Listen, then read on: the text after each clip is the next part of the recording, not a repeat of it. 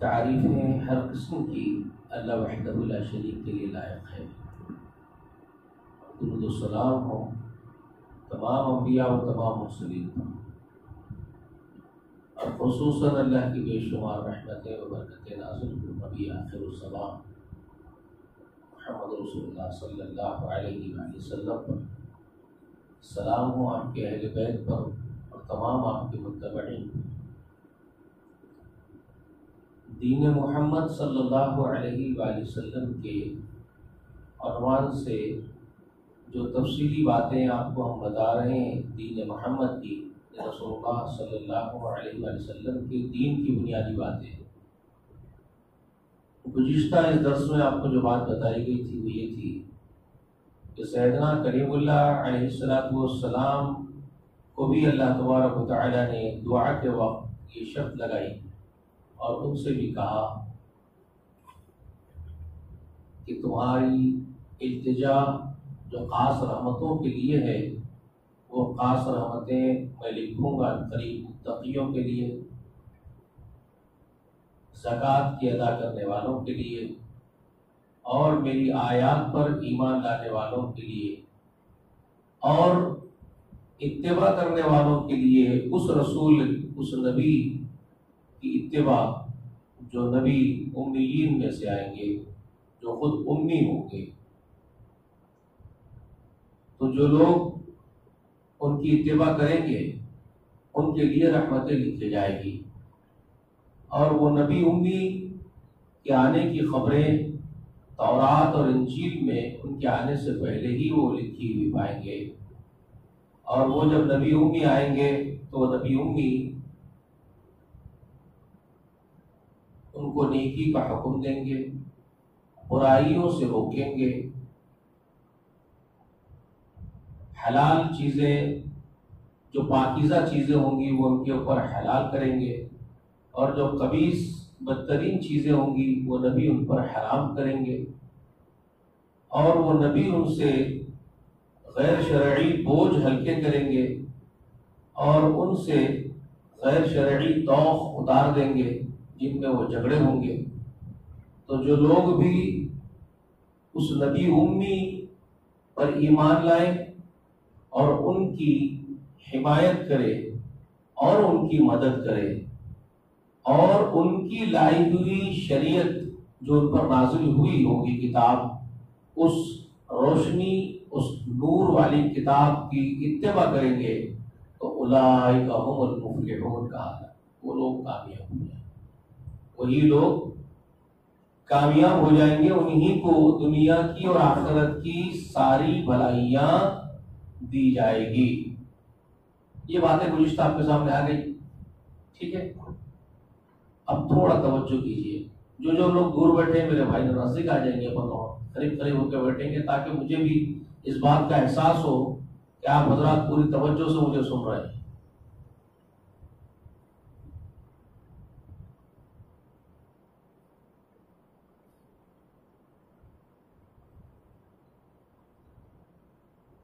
انسانی نفسیات کے بارے میں ابھی میرے دوست بات کرے، جس پر ریسرچ بھی ہوتی رہتی ہے اور ایکسپیریمنٹس بھی ہوتے رہتے ہیں۔ انسانی نفسیات، سائیکولوجی، انسان کا مزاج، پورے کانسٹنٹ کے ساتھ آدمی کتنی دیر سن سکتا ہے، تو سائنسدانوں نے ریسرچ کر کے بتایا کہ 1 گھنٹہ سن سکتا ہے، 50 منٹ کا لکھے ہیں تحقیق میں کہ 50 منٹ تک توجہ لگا کے سن سکتا ہے۔ اس کے بعد اس کی توجہ، اس کے مزاج میں ایک قسم کی اکساہٹ پیدا ہوتی ہے، وہ بھٹکتا ہے۔ لیکن کلام اگر اس طرح کا ہو جو دل اور دماغ کو، روح کو چھو لینے والا ہو، تو پھر آدمی اس میں ڈوب جاتا ہے اور کتنی بھی دیر سنتا ہے۔ آپ دیکھو جن لوگوں نے تحقیق کر کے ہی یہ سب کچھ ایکسپیریمنٹس کیے ہیں، آپ کو آپ کے علم میں بھی اضافہ ہو جائے اس لیے بتا رہا ہوں، موسیقی کے گانے جو بناتے ہیں نا، 5 سے 7 منٹ کے گانے بناتے ہیں، وہ 5 سے 7 منٹ اس کے اندر کے ایکسائٹمنٹ رہتے ہیں، سائنٹیفک ان کی سرچ ہے، وہ اللہ نے ایسی کوئی بات نہیں بتائی ہے، سائنسدان بتا رہے ہیں کہ انسان کا ایکسائٹمنٹ کا جو جوش ہوتا ہے کسی بھی چیز کی طرف توجہ لگانے کا، اس پر ڈوبنے کا، وہ 5 سے 7 منٹ. تو اس لیے انہوں نے کیا کرے، وہ لوگ جب وہ گیت لکھتے ہیں گیت کا، تو اس کے اوپر جو موسیقی کے ساتھ تیار کر کے گانے بناتے، 5-7 منٹ کا گانا بناتے تاکہ پوری توجہ سے آدمی اس میں غرق ہو کے اس میں ڈوب جاتا. ان کی سوچ ہے. لیکن وہی سوچ والے 3 گھنٹے کی مووی بناتے ہیں، 2.5 گھنٹے سے لے کے 3 گھنٹے کی مووی بناتے ہیں. جی ایک بیچ میں انٹرول دے دیتے ہیں آپ کو ضرورت سے فارغ ہونے کے لیے، کیونکہ پیشاور پاخانے کو بھی جانا ہے، تو ایک انٹرول دے دیتے ہیں 15 منٹ کا آپ کو بیچ میں. یعنی اب لگاتار آپ بیٹھے ہوئے تھیٹر میں ایک مووی دیکھتے ہوئے، ایک انسان بیٹھا ہوا ہے، کوئی بھی انسان XYZ، تو وہ لگاتار 1.25 گھنٹے سے لے کے 1.5 گھنٹے کے درمیان لگاتار پورا اسکرین کے اوپر کانسنٹریٹ کر کے بیٹھا ہوا ہے. کیونکہ جتنا اس کی کانسنٹریشن کیوں بڑھے گا، جتنا اس کو انٹرسٹ آئے گا کسی چیز پر، وہ اتنا دھیان لگائے گا اس کے اوپر. تو سارا معاملہ ڈیپینڈ کس پر کرتا ہے، آدمی کا انٹرسٹ سامنے اسکرین پر کتنی دیر رہے گا. اس کے لیے اس کو اس طریقے کی مووی بنانا پڑتا ہے، اسکرپٹ اسی حساب سے لکھنا پڑتا ہے اس کو، انٹرٹینمنٹ اسی حساب سے وہ دیتا ہے کہ آدمی کی توجہ پوری کی پوری اسکرین پر مرکوز رہے، ادھر سے ادھر نہ ہو. تو وہ ہٹ، سپر ہٹ، بلاک بوسٹر، ان کے پاس اصطلاحات ہیں. اگر اس کے اندر ایسی اسٹوری لکھ دیا جس میں لوگ جمایا لے رہے، سو جا رہے، تو فلام. یہ ان کا کانسٹینٹ ہے. سمجھ میں آئی بات آپ کو؟ تو میں کیا بتانا چاہ رہا ہوں آپ کو کہ جب بات روح کو اور دل کو چھونے والی ہو، روح کو اور دل کو چھونے والی ہو، تو ضروری نہیں کہ پھر آدمی یہ سوچے کہ وہ 30 منٹ تک ہی سنے گا، 50 منٹ تک ہی سنے گا، بلکہ وہ 3 گھنٹے بھی ایک فلم دیکھتا ہے. سمجھ میں آ گئی بات آپ کو؟ رات بھر غزلوں کے گائیکار کو بلا کے بٹھا لیتا ہے ایک معاشرہ جس میں سینکڑوں ہزاروں لوگ ایک اسٹیڈیم کے اندر، ایڈیٹوریم کے اندر ٹکٹس لے کر کے سینکڑوں ہزاروں روپے کے ٹکٹ خرید کے جا کے بیٹھتے ہیں. جگجیت سنگھ غزل گا رہا اور آپ سنتے بیٹھے ہوئے، 4 گھنٹے پوری رات نکل گئی اور سن کے مزے لے رہے. جی یہ کب سنتا ہے آدمی؟ جب اس کی جو روح ہے، جو اس کو پسند ہے، اس کی جو روح کی غذا ہے، وہ روح کو اس کی غذا مل رہی ہے وہاں سے، اس کی روح اسی طرح کی ہے، اس کو گیت اور غزل پسند ہے، اس کو میوزک پسند ہے، اس کو ڈوب گیا ہے، 4 گھنٹے میں ڈوب جاتا ہے نا. تو جن کی روح دین سے اکساہٹ محسوس کرتی ہے، اللہ اس کے رسول کی باتیں جن لوگوں کے روح کو نہیں چھوتی، وہ یہ ہیلے اور بہانے کرتے ہیں کہ کوئی ایک صاحب ہے، وہی وہ بہت لمبا بیان کر دیتے ہیں، اور پھر اس کے بعد یہ فلسفی جھاڑتے ہیں کہ دیکھو سائنس بھی یہ بولتی ہے 40 منٹ سے زیادہ نہیں سن سکتے ہیں. تو پھر سائنس بولتی ہے، تو یہ جو سائنس کی ہی ایجاد ہے، جن لوگوں نے سائنس کی اسٹڈی کی ہے، انہی لوگوں نے فلم انڈسٹری کو ایجاد کیا ہے، موسیقی کو ایجاد کیا ہے، پروگرامنگ سننے میں آرگنائز کیے ہیں. سمجھ میں آ رہی ہے بات آپ کو؟ وہاں تو بیٹھ جاتے ہیں، وہاں تو آپ کے روح کی غذا مل رہی ہے آپ کو موسیقی کے ذریعے سے، وہاں تو پھر چیخ اور پکارا اور ہوٹنگ کر رہے ہیں، مزے لے رہے ہیں وہاں پر. مگر اللہ رب العالمین کی تعریفیں، محمد رسول اللہ صلی اللہ علیہ وآلہ وسلم کی زندگی کے احوال تم کو اس قدر اکساہٹ محسوس کرتے، تمہارے اندر تمہارا نفس اکسا جاتا ہے، تمہاری روح اکساہٹ محسوس کرتی ہے کہ تم اس پر ہیلے کرو. آپ کو بات سمجھ میں آ رہی ہے؟ آپ کا جواب مل گیا. یہ جن لوگوں کے اندر دین کی محبت نہیں، اللہ رب العالمین کی طرف رغبت نہیں، ان کی روح کو ان باتوں سے مزہ ہی نہیں آتا ہے، تو وہ روح بھاگے گی نا صاحب، وہ تو نہیں آئے گی کھینچی ہوئی. لیکن جن روحوں کو محمد رسول اللہ سے لگاؤ ہے، وہ رسول اللہ کے نام پر تڑپ اٹھتی ہے، وہ روح، وہ آپ کا 1 گھنٹہ آرام سے بیٹھ جائے گی، 2 گھنٹے بھی بیٹھ جائے گی. ٹھیک ہے. اب رہی بات، بہت سارے لوگ یہ بول رہے ہیں کہ رسول اللہ صلی اللہ علیہ وسلم کے بیانات بہت چھوٹے ہوتے تھے. تو کہاں پڑھ لیے تم چھوٹے ہوتے تھے؟ خطبہ جمعہ کے لیے رسول اللہ صلی اللہ علیہ وسلم کا ایک حکم ہے کہ خطیب کی دانشمندی یہ ہے، اس کی بردباری کی طرف علامت بتائے رسول اللہ. اس کی بردباری کی علامت یہ ہے کہ وہ مختصر کرے اپنے خطبے کو اور طویل پڑھائے نماز. جمعے کی نماز طویل کر کے خطبہ اختصار کے ساتھ مختصر کر دے. اس کے پیچھے بڑی اور عظیم حکمت ہے رسول اللہ کی. جمعے کے دن عورتیں بھی آتی ہیں, چھوٹے چھوٹے بچے بھی لے آتی ہیں, تو اسی لیے دانش مندی کی علامت ہے. وہ باتیں کم کر دو, سمجھانا کم کر دو, مقصد نہیں ہے وہاں پر رسول اللہ صلی اللہ علیہ وسلم کا بولنے کا. رسول اللہ کا بولنے کا مقصد دوسرا ہے کہ جمعے کے دن چونکہ جمعے کا ثواب سمیٹنے کے لیے امت کا ہر فرد مسجد میں آتا ہے. بوڑھا بھی آئے گا جس کو پیشاب کا کچھ مسئلہ ہو سکتا ہے, بیمار بھی آئے گا خطبے کے ثواب کمانے کے لیے, عورتیں بھی آتی ہیں اپنے چھوٹے دودھ پیتے بچوں کو لے کر کے. اس وقت طوالت کرنا یہ غیر دانش مندی کی علامت ہے. تو رسول اللہ نے وہ بات بتائی. اس وقت لمبا کھینچنا ہے, لمبی بات کر دینا اور لوگوں کو بٹھا کر کے تکلیف میں ڈال دینا, یہ غیر دانش مندی کی علامت ہے فطری طور پر. تو رسول اللہ نے کہا امام کی دانش مندی کی علامت یہ ہے کہ وہ خطبے میں اختصار کر کے نماز طویل پڑھائے اور چھوڑ دے. ورنہ آپ کے اس کے علاوہ جمعے کے خطبوں کے علاوہ کے جو خطابات ہیں آپ کے, کل یوم بھی آپ نے خطابات کیے ہیں, یہ بھی حدیث میں موجود ہے. کل یوم بھی آپ کا خطاب ہوا کرتا تھا. دارالارقم میں صحابہ کرام گھنٹوں بیٹھا کرتے تھے شروع کے دور میں, مکے کے دور میں. آپ کو معلوم کچھ بھی نہیں. تو خیر, اب میں اپنی بات پر آتا ہوں, اور مجھے بھی کیا لینا دینا, اپنی انرجی ویسٹ کرنے سے اچھا ہے میں بھی مختصر کروں اور چلے جاؤں. السلام علیکم. وعلیکم السلام. مجھے کیا لینا دینا ہے.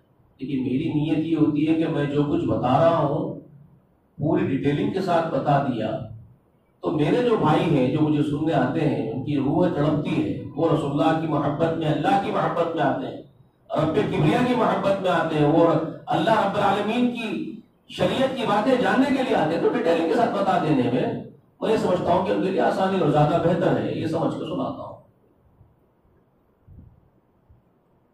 تو اب تو گزشتہ جو میرا درس ہوا تھا جس میں موسیٰ علیہ السلام سے باتیں اللہ تعالیٰ نے بیان فرمائے, شرط لگائے, اور اس میں جو اہم باتیں ہیں موسیٰ علیہ السلام کی, اس دعا پر جو شرط ہے رسول اللہ کے بارے میں, کیا کرو فالذین آمنوا بہ, پس جو لوگ اس رسول پر ایمان لائیں گے, وعزروہ, اور اس کی حمایت کریں گے, ونصروہ, اور اس کی نصرت کریں گے, اور واتبعوا نور الذی انزل معہ, اور اتباع کریں گے اس نور کا جو محمد رسول اللہ کے ساتھ نازل ہوا ہے. وہ کیا ہے؟ قرآن مقدس ہے, قرآن مجید ہے. یہ کتاب ہدایت کی طرف رہبری کرنے والی کتاب ہے, جو سیدھے سیدھے اللہ کے راستے کی طرف دعوت دیتی ہے, صراط مستقیم کی طرف بلاتی ہے. ٹھیک ہے, صراط مستقیم کیا ہے؟ یہی اللہ کی کتاب اور محمد رسول اللہ صلی اللہ علیہ وآلہ وسلم کی سنت, یہ صراط مستقیم ہے. کوئی ایک بیچارہ سورہ نساء میں سے کچھ آیتیں پڑھتا ہے اور پڑھ کے کچھ اور باتیں بیان کرتا ہے. میں آپ کو بتاتا ہوں کس طرح لوگوں کو گمراہ کرتے ہیں لوگ, اور کس طرح سے دین حق سے ہٹا کر کے, یعنی وہ یہ ایسے لوگ ہیں یہ طاغوت کی شکل میں بیٹھتے آ کر کے, اور طاغوت کا کام کیا ہے, اور طاغوت کے اولیاء کا کام کیا ہے. یہ جو طاغوت ہے کس کے اولیاء بنتے ہیں؟ نافرمانوں کے اولیاء بنتے ہیں. والذین کفروا اولیاءہم الطاغوت یخرجونہم من النور الی الظلمات. اللہ نے کیا فرمایا سورۃ البقرہ کے اندر کہ یہ نافرمانوں کے سرپرست, ان کے اولیاء, ان طاغوت بنتے ہیں, یہ شیاطین قسم کے لوگ, ان کو اجالوں سے یعنی نور ہدایت میں سے نکال کر کے اندھیروں میں, یعنی ظلمت کے اور گمراہی کے اندھیروں میں ڈھکیل کے لے جاتے ہیں. اولئک اصحاب النار, یہ دوزخی لوگ ہیں جہنم میں جانے والے. ہم فیہا خالدون, اور ہمیشہ کے لے جائیں گے. اللہ ہم کو ایسی رہبری سے بچائے جو ہدایت کی روشنی میں سے نکال کر کے گمراہی میں ڈھکیلنے والی. اللہم احفظنا من ذلک. ایک شخص آپ کے بہت قریب کا ہے، آپ ہی کے شہر کا، اور آپ کے بہت قریبی شہر میں بھی بہت قریبی مقاموں پر رہنے والا ہے، بیچارہ کہ اللہ اس کو ہدایت دے. اگر وہ شریر ہے تو اس کو ہدایت نہیں ملے گی. اللہ تبارک و تعالی ہدایت طالب ہدایت کو دیتا ہے. آمدن اگر وہ بدماشی پر اور مکاری پر اترا ہوا آیا اور حرام خور ہو گیا ہو تو پھر اس کو ہدایت نہیں ملے گی. وہ قرآن مجید میں سے ایک حصہ پڑھ رہا ہے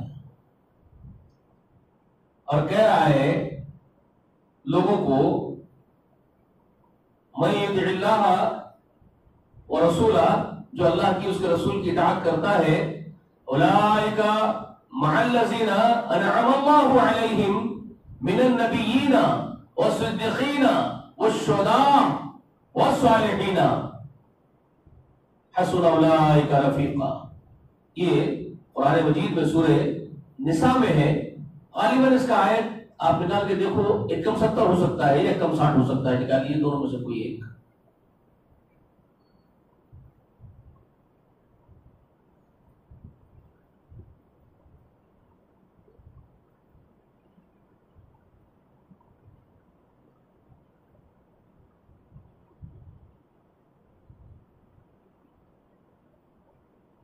جو لوگ میرے درس میں آتے ہیں، میری گزارش یہ ہے کہ آپ حضرات اپنی آخرت سنوارنے کی غرض سے آتے ہیں تو میرا فرض بنتا ہے کہ میں ہر وہ بات کھول کے آپ کو بتا دوں جو آپ کی آخرت کے لیے، آپ کو کامیاب کرنے کے لیے کام آ جائے، آپ کو سیدھے راہ پر لگانے کے لیے کام آ جائے. ورنہ میں اپنا وقت ضائع کرنے نہیں آ رہا ہوں، چپ ٹائم پاس کرنے نہیں آتا ہوں کہ آیا بول گیا چلے گیا، مجھے اس کی فکر نہیں. ایسا نہیں. ملی بیٹے آیا تھا آپ کو.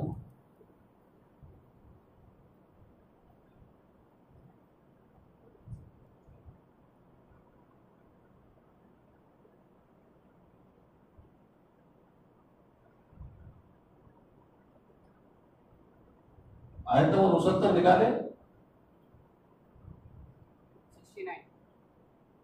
نکالے آپ آئے تو 69.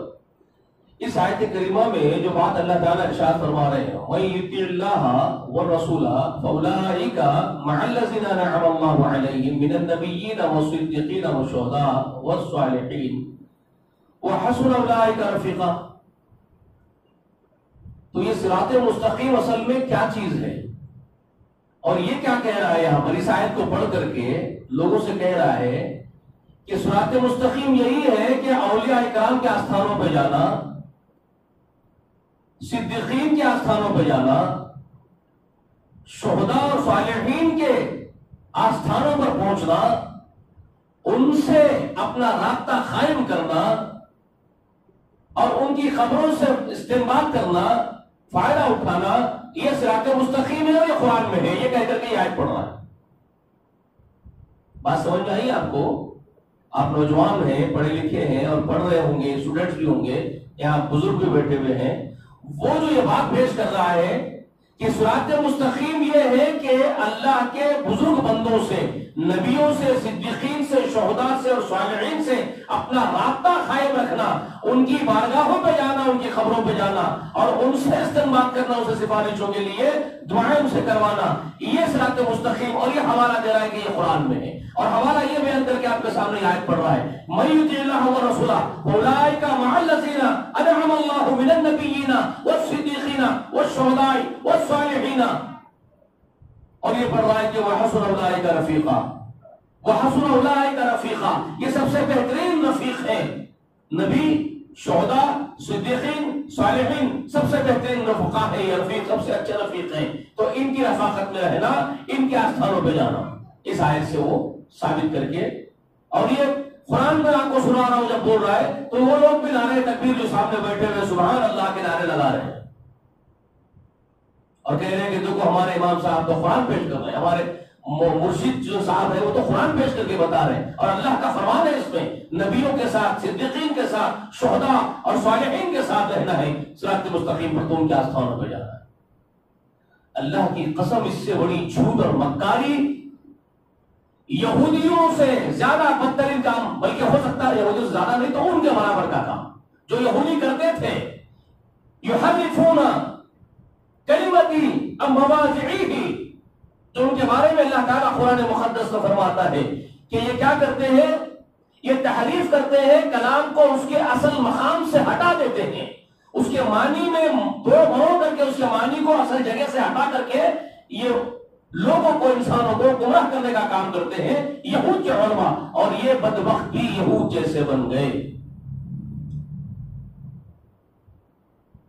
اس آیت کے ذریعے سے یہ پیش کر رہا ہے کیا صراط مستقیم یہی ہے کہ ان کے آستانوں پہ جانا ہے؟ یہاں اسی کا ذکر ہے، اس آیت میں، اس آیت میں اس کا ذکر ہے کہ ان کے آستانوں پہ جانا ہے، ان کے ساتھ رابطے قائم رکھنا ہے، ان سے سفارشیں کروانا۔ اس آیت سے وہ مطلب نکلتا ہے، اس آیت مبارکہ سے وہ معنی نکلتے ہیں جو بیان کر رہا ہے۔ آپ حضرات بھی بڑے سے بڑے مفتیان کے پاس چلے جائیے جی، میں یہ نہیں کہہ رہا ہوں کہ ہمارے کسی مسلک کے امام کے پاس جاؤ، ہمارے مسلک کے کسی عالم کے پاس جاؤ، یا فرقہ واریت کی بات نہیں کرنے آتا ہوں کبھی بھی۔ آپ حضرات کو اچھی طریقے سے بات یاد رکھنی چاہیے، میں فرقوں کی طرف دعوت نہیں دیتا۔ آپ کسی بھی ایماندار مفتی کے پاس جائیے جو اللہ کا خوف رکھنے والا، خشیت والا، اور اس سے یہ پوچھو کہ اس کے معنی وہ نکلتے جو وہ بیان کر رہا ہے۔ اس آیت کریمہ کا میں آپ کو خلاصہ کر دیتا ہوں۔ اللہ تبارک و تعالیٰ نے اس میں جو بات بیان فرمائی ہے، اوپر سے جو سورہ نساء میں پورا کانٹیکس چلا آ رہا ہے، اوپر سے وہ کانٹیکس یہ ہے کہ تمہارے حکمران، تمہارے خلیفہ، تمہارے امت کے رہبر و رہنما، تم کو گائیڈ کرنے والے، تم پر جو فوقیت رکھتے ہیں، وہ لوگ اگر کوئی بات پیش کرتے ہیں تو تم کو ان کی اطاعت کرنی ہے۔ اوپر سے جو کانٹیکس ہے، سمجھا رہا ہوں میں آپ کو، جو چلا آ رہا ہے اوپر سے، پورا کانٹیکس کیا ہے اور اس کے میننگ کیا ہے اس پورے مقام کے، اس میں سورہ نساء میں اللہ تعالیٰ یہی بات بتائے ہے کہ تمہارے اوپر جو امراء ہوں گے، حکام ہوں گے، ان کی اطاعت تمہارے اوپر لازم ہے، تم کو ان کی اطاعت کرنی چاہیے۔ لیکن تمہارے حاکم جو ہوں گے، تمہارے جو امراء ہوں گے، تمہارے فقہاء بھی ہوں گے، تمہارے علماء بھی ہوں گے، تو ان کا کام یہ ہے کہ وہ اللہ کی اور اس کے رسول کی تعلیمات تمہارے اوپر رکھے، اللہ کی اور اس کے رسول کی تعلیمات کے روشنی میں وہ تمہارے اوپر احکام جاری کرے۔ تو تم کو چاہیے کہ ان کی اطاعت کرو۔ جب وہ اللہ کی اور اس کے رسول کی آیات کی اور رسول اللہ کی تعلیمات کی روشنی میں تم کو کوئی حکم دیتے ہو تو تم ان کی اطاعت کرو۔ یہ آیت، تین آیتوں میں پورے کانٹیکسٹ میں یہ اس کا لب لباب ہے، ٹھیک ہے۔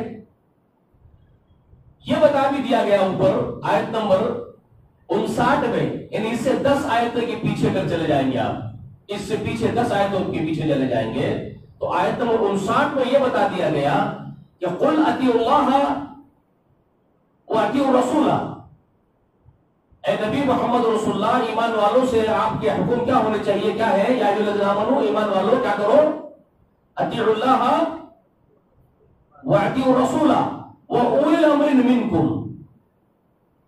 وہاں آیت نمبر 59 میں یہ بات اللہ تعالیٰ بیان کرتے ہیں سورہ نساء کی کہ ایمان والو اللہ کی اطاعت کرو اور رسول اللہ کی اطاعت کرو۔ یا ایھا الذین آمنوا اطیعوا اللہ واطیعوا الرسول، دونوں باتوں کا حکم اطیعوا کے ساتھ دیا، اطیعوا اللہ واطیعوا الرسول۔ اس کے بعد کیا فرمایا؟ واولی الامر منکم، واولی الامر منکم، اور تمہارے اندر کے اولو الامر۔ اولو الامر کون؟ امر کس کو کہتے ہیں؟ امور کس کو بولتے ہیں؟ امر کس کو بولتے ہیں؟ یہ تو اتنا تو آسانی سمجھتے ہوں گے نا اتنی چیزوں کو آپ۔ امر کا مطلب کیا ہے؟ حکم دینا۔ امور احکام کی جمع کو، حکم کی جمع کو احکام جو ہم بولتے ہیں امور۔ حکومت کے کاموں کو بھی کیا بولتے ہیں؟ حکومت کے امور۔ دینی احکام کو کیا بولتے ہیں؟ دینی امور۔ تو اول الامر منکم، وہ اول الامر، امر حکم، اول الامر کا مطلب جو احکام دینے کے کام پر فائز ہے، جو احکام جاری کرنے کے کام پر فائز ہے۔ وہ کون ہوتے ہیں؟ احکام جاری کرنے کے کام پر فائز امت کے بیچ میں، انسانوں کے بیچ میں. اگر خلافت ہو تو حکومت کے کام انجام دینے کے لیے کون مامور ہوتا ہے؟ بولو بھائی، کون مامور ہوتا ہے؟ حکومت کے کام کون کرتا ہے؟ خلیفہ وقت. خلیفہ اہل امر ہے، وہ حکم دے گا مسلمانوں کو، اور وہ جس کو اپوائنٹ کرے گا خلیفہ. کسی علاقے کا گورنر کسی کو اپوائنٹ کرے گا تو گورنر کا کام کیا ہوتا ہے؟ حکم جاری کرنا اس علاقے کے اندر. وہ سب کے سب کیا ہوتے ہیں؟ اولو الامر. ان کو کیا کہتے ہیں؟ اولو الامر ہے وہ لوگ جو حکومت کے کاموں پر فائز ہیں، چاہے وہ خلیفہ ہو یا کسی علاقے کا گورنر ہو یا کسی عدالت کا قاضی ہو. یہ سب کیا ہے؟ یہ اولو الامر ہے یہ لوگ. تو ان کی طرف اللہ تعالیٰ کا یہ حکم ہے کہ تمہارے اندر جو اولو الامر ہوتے ہیں، جو خلافت کے کاموں پر مامور ہے، حکومت کے کاموں پر مامور ہے، اگر وہ نظام باقی رکھنا ہے، اللہ تعالیٰ کو چلانا ہے زمین کے پشت پر، اور بات گدھے بنا کے چھوڑنا تو نہیں، جب کاٹ جانا اس طرح سے. جنگل کا راج تو نہیں بنانا ہے نا، جنگل کا راج بنانا ہے کیا؟ نہیں نا. تو کیا کریں گے؟ ایک نظام ہوگا پورا. رسول اللہ علیہ وسلم نے اس نظام کو قائم کیا. رسول اللہ نے ایک نظام قائم کیا، آگے بتاؤں گا آپ کو. پھر اس نظام کو آگے باقی رکھنے کے لیے کون کھڑے ہوئے رسول اللہ کے بعد؟ صدیق اکبر کھڑے ہوئے، سیدنا عمر کھڑے ہوئے، سیدنا عثمان کھڑے ہوئے، سیدنا علی رضی اللہ تعالی علیہم اجمعین، یہ سب کے سب کھڑے ہوئے. ٹھیک ہے. تو یہ سب اہل کون ہے؟ یہ لوگ اولو الامر ہے، یہ سب اولو الامر ہے. تو ان کی اگر اطاعت کریں گے تبھی نظام باقی رہے گا نا. ان کی اطاعت نہیں کریں گے تو اطاعت کیسے نظام کیسے باقی رہے گا؟ نظام باقی نہیں رہے گا. تو یہاں اس کانٹیکسٹ میں سورہ نساء کے اولو الامر وہ لوگ ہیں جو اہل حکام ہیں. خلیفہ کے ماتحت جتنے لوگ ہیں حکومت کے کاموں پر مامور ہیں، ان لوگوں کی اطاعت کا حکم ہے. تو ان کی اطاعت ان کو کرنی ہے. لیکن ان کی اطاعت کے اوپر سر پر ان کے کس کو رکھا پہلے؟ اب اہل امر کی اطاعت کا حکم دے رہے ہیں اللہ تعالیٰ، وہ امر منکم، تمہارے حکمرانوں کی تم کو اطاعت کرنی ہے. لیکن ان سے پہلے حکمرانوں کے سر کے اوپر کس کو رکھا؟ ان کو تابع رکھا. حکمرانوں کو بھی کس کے تابع رکھا؟ پہلا حکم کیا دیے؟ شروعات کہاں سے ہوئی؟ یا ایھا الذین آمنوا اطیعوا اللہ واطیعوا الرسول. اے ایمان والو، اطاعت کرو اللہ کی اور اطاعت کرو رسول اللہ کی. اس کے بعد کیا کہا؟ اس کے بعد کیا کہا؟ وَأُولِي الْأَمْرِ مِنْكُمْ. اب یہ بات یاد رکھ لو، یہ اولي الامر منکم سے پہلے وَأَطِيعُوا أُولِي الْأَمْرِ مِنْكُمْ نہیں ہے قرآن مقدس میں. بتاؤ ہے وہاں پر؟ اطیعوا اللہ ہے، اطیعوا الرسول ہے. اللہ کی اطاعت کرو. اطیعوا کیا ہے معلوم ہے آپ کو؟ یہ اطیعوا صیغہ امر کہتے ہیں اس کو. کیا کہتے ہیں؟ یہ امر کا صیغہ امر کا، یعنی آرڈیننس، آرڈر کا صیغہ. کسی بھی چیز کے کرنے کا حکم دے رہے ہوں گے اللہ تعالیٰ تو فعلوا، اطیعوا، قوموا. قوموا کا مطلب کیا ہوتا ہے؟ اب اللہ بولے قوموا تو کیا مطلب ہے اس کا؟ کھڑے ہو جاؤ. تو یہ کھڑے ہو جاؤ کیا ہے؟ آرڈر. کیا ہے یہ؟ حکم کا صیغہ، آرڈر. سمجھ میں بات؟ قوموا، کھڑے ہو جاؤ، ایسا. تو کسی کام کے کرنے کا حکم دے رہے ہو تو کیا کہتے ہیں؟ اس طرح سے کہتے ہیں. تو اطیعوا کا مطلب کیا ہوتا ہے؟ آپ کو عام کر کے بتا رہا ہوں میں، وہ ڈیپتھ میں جا کے علمی باتیں کروں گا آپ نہیں سمجھ سکتے. آپ موٹا کرنا پڑے گا آپ کے لیے. اطیعوا کا مطلب کیا ہوا؟ آرڈر. کیا آرڈر ہے؟ اطیعوا بولے تو اطاعت کرو، آرڈر کا صیغہ، حکم. اطیعوا، تو یہ اطیعوا کیا ہے؟ آرڈر کا صیغہ ہے. اب یہ آرڈر کا صیغہ کن لوگوں کے لیے استعمال ہوا اس آیت کے اندر؟ اطیعوا کن کے لیے استعمال کر رہے ہیں اللہ تعالیٰ؟ اطاعت کرو، اطاعت کرو. نہیں، کن دو ہستیوں کے لیے اطیعوا آیا اوپر؟ کلیئر. ایمان والوں سے خطاب کر دیا، یا ایھا الذین آمنوا، خطاب ہو گیا. اب آرڈر کیا، کن لوگ کس کام کے لیے کر رہے ہیں؟ اطیعوا اللہ. اطیعوا اللہ ہے وہ، تو اطیعوا اللہ پڑھا جاتا ہے عربی میں گرامٹیکلی. سمجھ میں آئی بات آپ کو؟ اطیعوا اللہ یعنی اللہ کی اطاعت کرو. ہو گیا. وہ اطیعوا رسول، اور اطاعت، وہ اطیعوا رسول ہے، وہ اطیعوا رسولہ، اور اطاعت کرو رسول کی. تو اطیعوا رسولہ پڑھا جاتا ہے، وہ اطیعوا رسولہ. تو دو بار اطیعوا یعنی اطاعت کرو اللہ کی، اطاعت کرو رسول اللہ کی. آ گیا. پھر اسی طرح سے اطیعوا اولی الامر منکم ہے، وہ اولی الامر منکم ہے، وہاں پر اطیعوا کا لفظ کے بغیر ہے، وہ اولی الامر منکم. تو وہ اولی الامر منکم کا مطلب اب یہ وہ اولی الامر کیا، ان کی کیا کرو، ان کی کیا کرو، کچھ بھی نہیں ہے. وہ اولی الامر منکم، اور تمہارے اولی الامر کی بھی مطلب اطاعت کرو ہی ہے. لیکن یہ اطاعت آپ کو، اس کو اطاعت کے معنی لینا ہے تو کہاں سے لینا پڑے گا؟ جیسے کہ اطیعوا دو پرسنالٹیز کے لیے پرٹیکولرلی بیان کیا جا رہا ہے، مخصوص کر کے. اللہ کے لیے پرٹیکولر کیا گیا، مخصوص کیا گیا، رسول کے لیے پرٹیکولر مخصوص کیا گیا. اطیعوا اللہ اطیعوا الرسول وہ اولی الامر منکم، اور تمہارے اولی الامر کی اطاعت کرو. کہاں سے لے کے اوپر سے جو بات چلی آ رہی ہے، اطاعت کرو اللہ کی، اطاعت کرو رسول اللہ کی، اور اولی الامر کی بھی. ترجمہ کیسے بن رہا ہے دیکھو میں جو کر رہا ہوں ایگزیکٹلی ایسے ہی. کیا بن رہا ہے؟ اطاعت کرو اللہ کی، اطاعت کرو رسول اللہ کی، اور تمہارے حکام کی بھی، اور تمہارے حکام کی بھی. تو اب آپ بولیں گے حکام کی بھی اطاعت ہی کے معنی میں ہے یا کوئی اور بات ہے؟ اور تمہارے حکام کی بھی، تو اطاعت ہی کرنا ہے یا کوئی اور بات بولنے والے ہیں؟ تو اطاعت ہی کرنے کے لیے بول رہے ہیں. تو مگر اطاعت سمجھنا کہاں سے آپ کو، وہ سمجھ میں کیسے آ رہے کہ اطاعت ہی کرو اوپر سے؟ تو معلوم یہ ہو گیا کہ دو اطاعتوں کے تابع رکھا گیا تیسری اطاعت کو.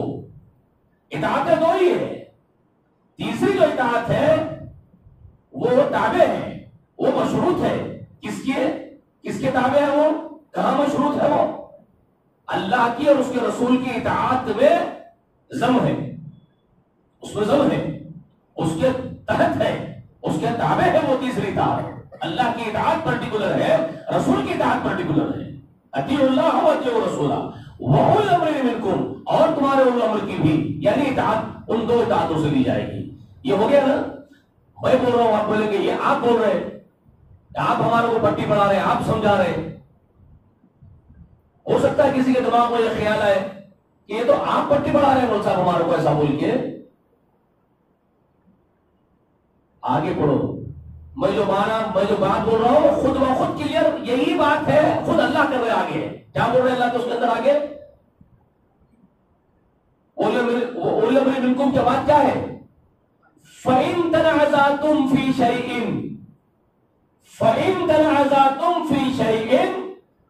فَرُدُّوهُ إِلَى اللَّهِ وَرَسُولِهِ. فَإِن تَنَازَعْتُمْ فِي شَيْءٍ، بس اگر تم میں کوئی نزاع ہو جائے. تنازع کس کو بولتے ہیں؟ تنازع کس کو بولتے ہیں؟ جیسے آپ کے مسجد میں ہو رہا تھا نا، سب بنانے کا تنازع چل رہا تھا، کیا بولتے ہیں اس کو؟ تنازع. ایک صاحب بول رہے نہیں وہی بنانا، دوسرے صاحب بول رہے وہاں نہیں بنانا، یہاں بنانا، وہاں بنانا، یہ چل رہا تھا نا. اس کو کیا بولتے ہیں؟ تنازع. تو ایسی تنازع کی کیفیت آ گئی تو دونوں کا کام کیا ہے؟ وہ نہیں بنانا بولنے والے، بنانے بولنے والے سب کہاں جانا؟ اللہ اس کے رسول کے پاس جا کے دیکھنا، دونوں بھی سرنڈر ہو جانا، ضد نہیں کرنا. سمجھ میں آئی بات؟ تنازع کا حل کیا ہے؟ اللہ اور اس کے رسول کے پاس ہے تنازع کا حل. تو تنازع اگر ہو جائے، اب یہاں بات کس کی ہو رہی؟ تنازع کی. کن لوگوں کے بیچ میں تنازع ہو جائے؟ کس کا حکم دے رہے بھائی؟ کس کے اوپر بات چل رہی ہے یہاں پر؟ اولو الامر کی اطاعت کرو. اور اگر تنازع ہو جائے تم میں، مطلب تم میں اور تمہارے حکم دینے والوں میں، جو آرڈیننس تم کو دینے کے کام پر معمور ہے، خلیفہ ہے یا گورنرز ہیں، سمجھ رہے ہیں، یا تمہارے جوڈیشری سسٹم میں، جو بھی تمہارے بنائے ہوئے سسٹم میں جو لوگ ہیں، اگر تم پبلک کے ساتھ کچھ تنازع ہو جائے، ان کے اختلاف ہو جائے کسی بات میں، بھائی ایسا تو حکم نہیں ہے اسلام میں، یہ بات تنازع کی بولتے ہیں. اس کو کیا بولتے ہیں؟ تنازع. بھائی بات تو یہ نہیں ہے اسلام میں جو آپ بول رہے ہو حضرت. اگرچہ کہ آپ ہمارے بڑے ہیں، آپ ہم کو حکم دیں گے تو ہم آپ کی سراغوں پر رکھیں گے آپ کا حکم، مگر آپ کا حکم تو شریعت کے مطابق معلوم نہیں ہو رہا. تو جب یہ بات چھڑ جاتی تو کیا بولتے ہیں اس کو؟ اس کو بولتے ہیں تنازع. اس کو تنازع بولتے ہیں، اختلاف ہو جانا بولتے ہیں، تنازع ہو جانا بولتے ہیں نا. تو اب اللہ تعالیٰ تنازع کا حل کیا بتا رہے ہیں آپ کو؟ فَإِن تَنَازَعْتُمْ فِي شَيْءٍ اگر تنازع ہو جائے تم لوگوں میں فی شیء کسی بھی ایک شے میں اگر تنازع ہو جائے تو تم کو کرنا کیا ہے؟ حاکم کا کام یہ نہیں ہے کہ ڈنڈا لے اور بولے کہ میں امیر ہوں بول رہا ہوں سن میں تو دیتا ہوں، اس کا کام وہ بولنے لگا، یا عوام کو یہ بول رہے ہیں کہ تم جھنڈے وڈے اٹھا کر چیخا مارتے ہوئے باہر نکل جاؤ، پروٹیسٹ کرو، احتجاج کرو، ووٹنگ کرو، اس کے خلاف ہنگامہ کر دو، دکانیں جلا دو، مکانہ جلا دو، مارکیٹ جلا دو، پیٹرول پمپ جلا دو، یہ کرو بول رہے ہیں آپ کو؟ کرنا ہے کیا؟ کرنے کا کام کیا ہے بتا رہے اللہ تعالیٰ اس میں؟ نہ پبلک کو بول رہے کہ تم ووٹنگ کر کے جلانا، ہنگامہ کرنا، مسا توڑنا، شکیلا توڑا کے پھینکنا، یہ کام تمہارا نہیں ہے کرنے کا، اور حکومت کا کام یہ نہیں ہے کہ زبردستی ڈنڈا لے کے زبردستی جیلوں میں ڈھکنا لوگوں کو لے جا کے۔ کرنا کیا ہے جی؟ کرنا کیا ہے بھائی؟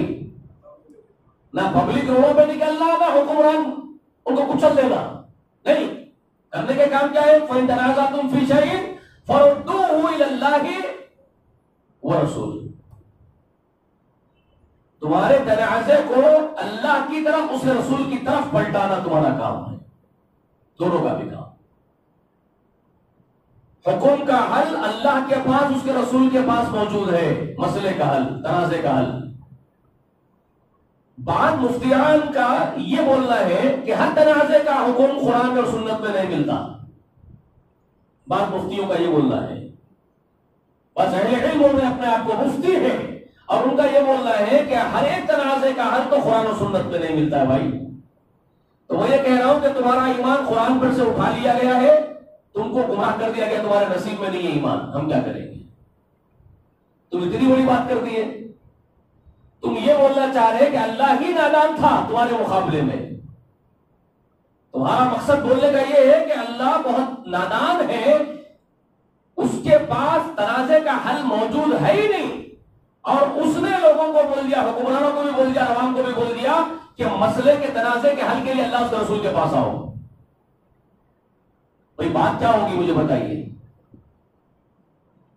ایک اگر کوئی کھڑے ہو کے بول رہا ہو، دو آدمی تنازع کر رہے ہو، کوئی دو آدمی لڑ رہے ہیں، تنازع ہو گیا ان کے بیچ میں، کوئی ایک تیسرا آدمی جو بہت بردبار مانا جاتا ہے، دانشمند مانا جاتا ہے، سب کچھ عقل والا مانا جاتا ہے، اور وہ پکار کے لوگوں کو بول رہا ہے کہ تمہارے اس تنازع کا حل میرے پاس ہے، تمہارے اس تنازع کا حل میرے پاس ہے، تم جھگڑنے کے بجائے میرے پاس آؤ، میں تم کو بتاتا ہوں۔ اور اب لوگ اس کے پاس گئے پلٹ کر کے، اس کے پاس حل ہی موجود نہیں ہے تنازع کا، تو لوگ اس کو کیا بولیں گے؟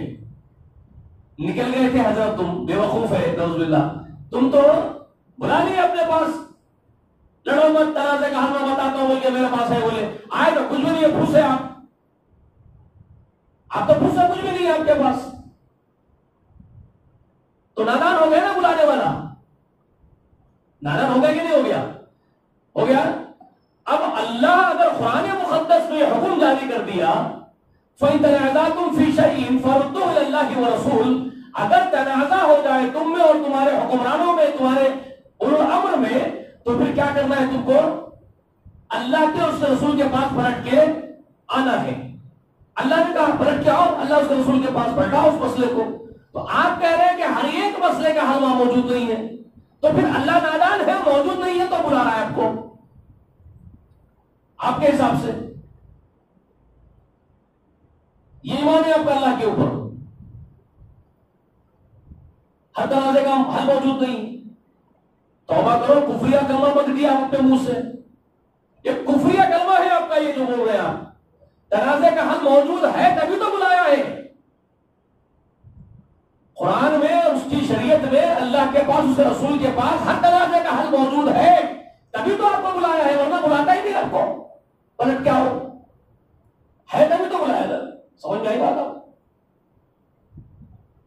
اب آپ کے پاس وہ دانشمندی ضرور ہونی چاہیے، وہ ڈھونڈنے کی کہ حل کہاں ہے قرآن و سنت میں، آپ کے علم پر ڈیپینڈ کرتا ہے وہ کہ آپ کتنے بینا ہیں، کتنے بردبار ہیں، وہ اس آپ کی عقل پر اور آپ کی بینائی پر ڈیپینڈ کرتا ہے کہ آپ کہاں تک دیکھ سکتے ہیں۔ حل تو موجود ہے، آپ اندھے ہیں تو کون کیا کریں گے؟ حل دیکھنے والی آنکھ چاہیے، حل دیکھنے والا فقہ چاہیے. سمجھ آئیے بات؟ اسی لیے فقہاء کرام کی بہت بڑی تعظیم و تکریم کرنی چاہیے اس ملت کو. وہ کون لوگ ہوتے ہیں جو حل نکالتے ہیں قرآن و سنت میں سے ہر تنازع کا؟ وہ کون ہوتے ہیں؟ فقیہ. ان کو کیا کہتے ہیں؟ فقہ کے علماء، علماء فقہ. ان کو کہتے ہیں علماء فقہ. وہ نکالتے ہیں. اچھا، یہاں ایک تعجب کی بات یہ ہے، قرآن کے پورے کانٹیکسٹ میں اولو الامر سے مراد علماء نہیں، کانٹیکسٹ میں کیا ہے؟ حکمران ہے، اہل امر. لیکن مفسروں میں ایک بہت بڑے مفسر قرآن کے، چھوٹے کے مفسر، وہ شخصیت جو صاحب قرآن سے بالغاز قرآن سیکھی ہے. صاحب قرآن کون ہے؟ جن پر قرآن نازل ہو رہا ہے وہ صاحب قرآن، وہ ہمارے آقا، ہمارے سردار محمد رسول اللہ. ان سے بالغاز قرآن سیکھنے کا شرف اور شرف حاصل ہے کس کو؟ Very good. عبداللہ ابن عباس کو بھی ہے، عبداللہ ابن مسعود کو بھی ہے، عبداللہ ابن عمر کو بھی ہے، صحابہ کو سب کو ہے.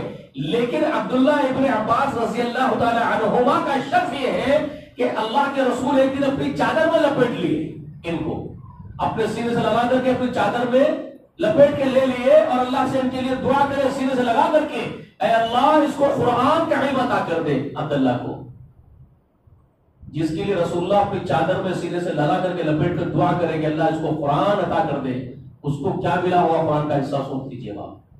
اس سے بڑا مفسر کوئی نہیں ہو سکتا ہے. تو میرے نزدیک تمام قرآن کے مفسرین میں مفسر اعظم یہی ہے رسول اللہ کے بعد. صحابہ کرام بھی ان کو بحر العلوم کہتے تھے، علم کا سمندر کہتے تھے خود صحابہ کرام. تو یہ عبداللہ ابن عباس رضی اللہ تعالی عنہما یہ فرماتے ہیں کہ یہاں اولو الامر میں حکمران اکیلے ہی داخل نہیں ہوں گے، حکمران بھی داخل ہے، اور کون ہے؟ اہل فقہ بھی ہے. کیا کہتے ہیں وہ؟ اہل فقہ. فقیہ علماء بھی اولو الامر میں داخل ہیں، جن کی اتباع کرنے کا حکم ہے اللہ اس کے رسول کی اطاعت کے ساتھ. تیسری اطاعت کس کی ہے؟ اولو الامر کی. اور وہ اولو الامر میں حکمرانوں کے ساتھ ساتھ اور کون لوگ تصور کیے جاتے ہیں؟ اہل فقہ، فقیہ علماء، جن کو دین کی اللہ تعالیٰ سمجھ بوجھ عطا فرماتی ہے. اس کے بارے میں اللہ تبارک و تعالیٰ کی ایک خاص نعمت ہوتی ہے، وہ رسول اللہ نے اس کو بیان کیا. ایک صحیح حدیث شریف رسول اللہ کی کیا فرمایا رسول اللہ معلوم ہے آپ کو؟ اللہ کسی بندے کو بہت سارا خیر عطا کرنے کا ارادہ کرتا ہے. دنیا میں اللہ کسی کو چن لیتا ہے اور بہت سارا خیر اور بھلائی اس کو عطا کر دینا چاہتا ہے کسی بندے کو. تو اللہ تعالیٰ کیا کرتا ہے اس کے ساتھ معاملہ؟ اس کو کس طرح بلند کرتا ہے؟ وہ نعمت کی شکل میں، خیر کی شکل میں اس کو کیا عطا کرتا ہے؟ یفقہہ فی الدین. اللہ نے فرمایا یفقہہ فی الدین، تو اللہ اس کو دین کی سمجھ عطا کر دیتا ہے. تو سمجھ جانا، جس کو دین کی سمجھ اللہ کے یہاں سے عطا ہو گئی اس کے لیے خیر کثیر عطا ہو گیا اللہ کے یہاں سے، نعمت عطا ہو گئی اس کے لیے. یہ رسول اللہ فرمائے یہ بہت بڑی نعمت ہے. تو وہ جو علماء فقہ ہے وہ دین کے تمام مسائل نکالتے ہیں خاص کر کے اس سے، جس سے نکلتے ہیں تنازع کے حل، قرآن اور حدیث کے روشنی میں نکلتے ہیں، اسی سے نکلتے ہیں، اسی سے نکل کے آتے ہیں. لیکن اگر کوئی علماء فقہ کوئی تنازع بنا کے بیٹھ جائے تو، جیسے کہ ہوا اس ملت کے اندر، اس امت کا رونا یہ ہے، علماء فقہ کے اور فقہا کے نام پر ہی تنازع اگر برپا کر دیے جائے ملت کے اندر تو پھر کہاں پلٹنا پڑے گا؟ پھر کہاں پلٹنا ہے؟ بات پھر وہی آ گئی ہے، فردوہ الاللہ ورسول. اب طریقہ کیا ہوگا؟ اب طریقہ کیا ہوگا؟ علماء فقہ کے نام پر تنازع برپا ہو گیا. اس کی وجہ یہ ہوتی ہے کہ جب ایک سے چار علماء فقہ ہو جائیں اور چار علماء فقہ میں چار گروپ بندیاں ہو جائیں جی، اور ایک عالم جو فقیہ ہے اس فقیہ عالم کے نام لیوائے جماعت کھڑی ہو جائے، پھر دوسرے فقیہ عالم کے نام لیوائے جماعت اور کھڑی ہو جائے، پھر تیسرے عالم فقہ کے نام لیوائے ایک اور جماعت کھڑی ہو جائے، پھر چوتھے عالم فقہ کی ایک اور جماعت کھڑی ہو جائے. اس طرح اگر گروپ بندی اور ٹکڑا بن جائے اور ہر جماعت یہ کہنے لگ جائے کہ ہمارا جو عالم فقہ ہے، فقیہ عالم ہے، وہ بہت بڑا فقیہ ہے، اس نے جو باتیں بیان کی ہم اس کی تابعداری کریں گے، تو دوسرا فقیہ عالم کی جماعت کہے کہ نہیں، ہم ہمارے عالم دین، ہمارے عالم فقہ کے عالم کی باتوں پر عمل کریں گے، ہم تمہارے عالم کے نہیں کریں گے. تو کیا ہوتا ہے اس صورت میں؟ فرقہ واریت پنپتی ہے. اس صورت میں کیا ہوتا ہے؟ فرقہ واریت پنپتی ہے، فرقے وجود میں آتے ہیں، گروپ بندیاں وجود میں آتی ہے، ٹولے وجود میں آتے ہیں. جب ایسی صورت ہو جائے تو اب طریقہ کار کیا ہوگا؟ اللہ اس کے رسول کو پلٹنے کا طریقہ کار اب کیا ہوگا؟ اب طریقہ کار یہ ہوگا کہ کسی عالم نے اگر کوئی ایک مسئلہ بیان کر دیا، فار ایگزامپل، مثال کے لیے میں یہ تم کو کیوں بتا رہا ہوں، دین محمد جب بتا رہا ہوں تو میری ذمہ داری ہے کہ میں تم کو ایک ایک چیز واضح کر کے بتاؤں تاکہ اسلام کی تعلیمات اپنی جگہ برقرار رہ سکے اور ہم فرقوں سے نکل سکیں. فرقے بنانے کی تعلیم کیا اسلام میں ہے؟ پہلا سوال یہ ہے. اگر یہ بات ہم جیسے میں بول رہا ہوں یہ ہوا ہے اس لیے بول رہا ہوں، ایسا نہیں بول رہا ہوں خالی کہ فار ایگزامپل من گھڑت تمثیلیں بیان نہیں کر رہا ہوں، میں گھڑی گھڑائی مثالیں نہیں بیان کر رہا ہوں، جو ہونے والا ہے نہیں ہے وہ پٹان مثالیں دے رہا ہوں میں آپ کو کہ ایک فقیہ عالم کے نام پہ جماعت کھڑی ہوتی کیا، تم بول رہے ایسا ہوئی کیا، دوسرے امام کے نام پہ ایک جماعت کھڑی ہوئی کیا، تیسرے امام کے نام پہ ایک جماعت کھڑی ہوئی کیا، ہوا ہی نہیں تو آپ کیوں بول رہے بولیں گے؟ کوئی اگر یہ بولے کہ ہوا ہی نہیں آپ کیوں غیر ضروری ابھی پانی آنے سے پہلے پال باندھ رہے؟ تو میں پانی آنے سے پہلے پال نہیں باندھ رہا ہوں، لٹیا ڈوب رہی ہے، ڈوبنا کو ہے تو پال باندھ رہا ہوں میں بچانے کے لیے کچھ بچ جائے. سمجھ رہے ہیں؟ میں تو ڈوبنے والے شہر کو بچانے کے لیے کچھ پال باندھ رہا ہوں. یہاں تو باہر آ چکا ہے، یہ ہو چکا ہے، چار اماموں کے نام پہ چار فرقے بن چکے ہیں صدیوں پہلے. سمجھ رہے بات؟ تو میں حل بتا رہا ہوں آپ کو، اللہ نے جو حل کا طریقہ آپ کو بتایا فردوہ الی اللہ ورسول، کا طریقہ کار کیا ہوگا اس کا وہ بتا رہا ہوں آپ کو. اس کے لیے مثال ایک دے رہا ہوں کہ ایک امام ایک مسئلہ اگر بیان کر دی ہو، مثال کے طور پر کوئی ایک امام ہے، اب وہ ایک مسئلہ بیان کر رہا ہو، ایگزامپل دے رہا ہوں، اور وہ بھی ایگزامپل مطلب ایسا نہیں کہ خیاسی کالپنک ایگزامپل نہیں دے رہا ہوں آپ کو. ہندی میں بولتے کلپنا کرنا، اردو میں بولتے تصوراتی یعنی خیالی پلاؤ پکانا. تو خیالی پلاؤ نہیں پکا رہا ہوں میں آپ کو، کالپنک مثال نہیں دے رہا ہوں آپ کو، ریئل مثالیں دے رہا ہوں جو ہوا ہے اور ہے موجود، ریئل مثالیں دے رہا ہوں. ایک امام، میں نام اس لیے نہیں لے رہا ہوں کہ نام لینے کی مجھے ضرورت نہیں ہے، آپ کو سمجھانا مقصد ہے، کبھی اگر آپ کے سامنے ایسی بات آ گئی آپ سمجھ جاتے ہیں. تو ایک امام اگر یہ مسئلے کا بیان کر دیے ہو کہ وضو کرنے والے کا وضو فاسد کیسا کیسا ہوتا، وضو کر کے آئے نماز کے لیے، آپ وضو کرے ہوئے ہیں اور آپ کا وضو ٹوٹتا کیسا ہے، تو اب انہوں اپنے مسئلوں میں وضو ٹوٹنے کے تمام وہ مسئلے بیان کر دیے، اس سے وضو ٹوٹ جاتا ہے. مثلا بہت سارے الگ الگ فتاوے ہیں نا، خون نکل کے بہہ گیا وضو ٹوٹ جاتا ہے. یہ تو سب کے پاس عام ہے کہ پیشاب اور پیخانے سے فارغ ہو کے آئے تو وضو ٹوٹ، سب کے پاس کوئی اس میں اختلاف نہیں ہے. ٹھیک ہے، اس کے علاوہ بھی ہے جس میں اختلاف نہیں ہے، خون نکل کے بہہ گیا، جیسا پیشاب پیخانہ کر کے وضو ٹوٹ گیا ویسے خون نکل کے بہہ گیا ٹوٹ گیا. بات کہتے ہیں منہ بھر کے خے کر کے نکال دیا وضو ٹوٹ گیا.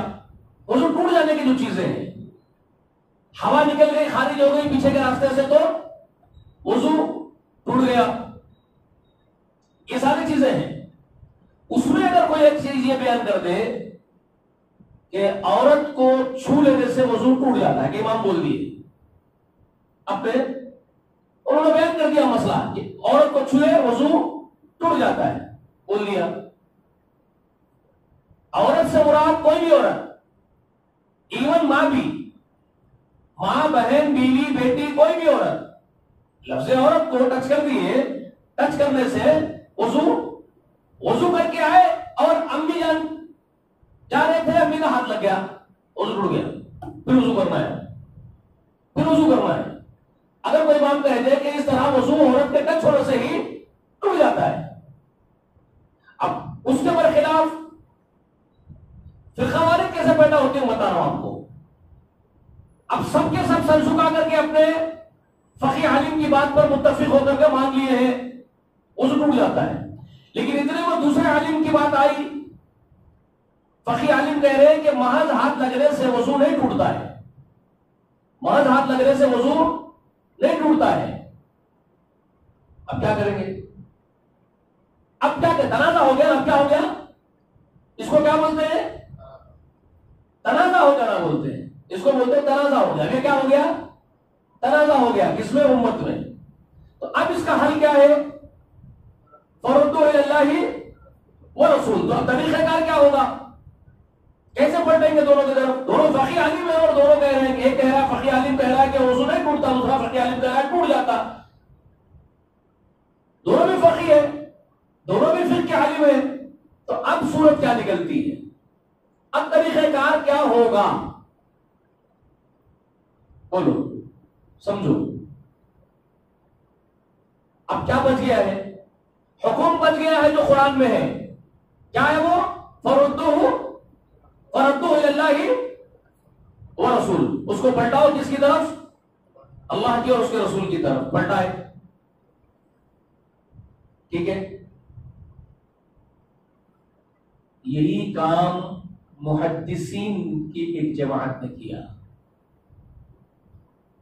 سمجھے آپ؟ اسی کا کام محدثین میں سے ایک عظیم شخصیت تھی محدثین میں، جس کو رئیس المحدث کہا جاتا ہے۔ ان کا نام کیا ہے؟ محمد بن اسماعیل البخاری۔ بخاری تو ان کے علاقے کے نام سے ان کی معروفیت ہے، عرفیت ہے ان کی بخاری۔ بخارا کہاں ہے معلوم ہے آپ کو؟ کہاں ہے بخارا؟ جی بخارا کہاں ہے؟ نہیں معلوم؟ تاریخ والے کچھ معلوم نہیں ہے، بکواسیں بڑی بڑی ہیں۔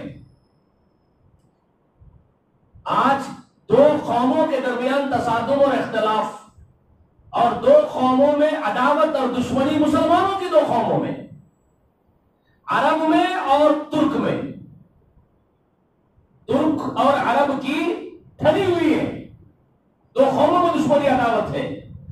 اور یہاں بعض لوگ جو جاہل اور گدھے قسم کے لوگ ہیں، عربوں سے محبت کرے تو ترکوں سے نفرت، اور ترکوں سے محبت کرے تو عربوں سے نفرت۔ بس سمجھ میں آ رہی ہے؟ گدھوں کا حال یہ ہے۔ فرقوں میں کس طرح بانٹ کے رکھ دیا انہوں نے، ہر چیز کو بانٹ دیا، پوری ملت کو ہی فرقوں میں بانٹ کے رکھا مسلمانوں نے۔ اسی لیے ان کی گتی ہو رہی ہے کہ ان کے اوپر جو چڑھائی چڑھی جا رہی ہے، دشمنوں کے وار ہیں، اسی وجہ سے کچھ نہیں جانتے۔ عربوں کی محبت میں ترکوں کی کسی بھی مناقبت کو ان کی ماننے تیار نہیں ہے۔ ان کے جو مناقب ہیں ترکوں کے بھی کچھ خوبیاں ہیں، ان کے خوبیوں کو بالکل اٹھا کر کے پھینک رہے ہیں، کچھ بھی چیز نہیں سمجھتے ان کو عرب کی محبت میں۔ اور یہ جو صوفیزم جو پھیلا ہے ترکوں کی طرف سے، ترکوں میں سے صوفیزم پھیلا، خبر پرستی پھیلی، تو صوفیزم اور خبر پرستی کے پھیلنے کی وجہ سے جو ترک پھیلائے، اس کی وجہ سے یہ عرب کو چاہنے والے ترکوں سے نفرت کرتے ہیں، کیونکہ عربوں کے پاس توحید ہے، ترکوں کے پاس خبر پرستی ہے، ٹھیک ہے؟ تو عربوں سے محبت، ترکوں سے نفرت۔ اور جن کو قبر پرستی کا مذہب پسند ہے، صوفیزم کا مذہب پسند ہے، وہ عربوں سے نفرت کرتے ہیں کیونکہ وہاں توحید ہے، تو وہ کو گمراہ بولتے ہیں، وہ ترکوں کے ساتھ ہو گئے. اس طرح بٹے ہوئے ہیں یہ. ہم بھی اگر وہ کام کریں گے تو ہم میں اور ان جاہلوں میں کوئی فرق نہیں رہے گا. ٹھیک ہے؟ ترک کے سب غلط نہیں ہیں، جس طرح عرب کے سب صحیح نہیں ہیں. بات سمجھ میں آ رہی ہے؟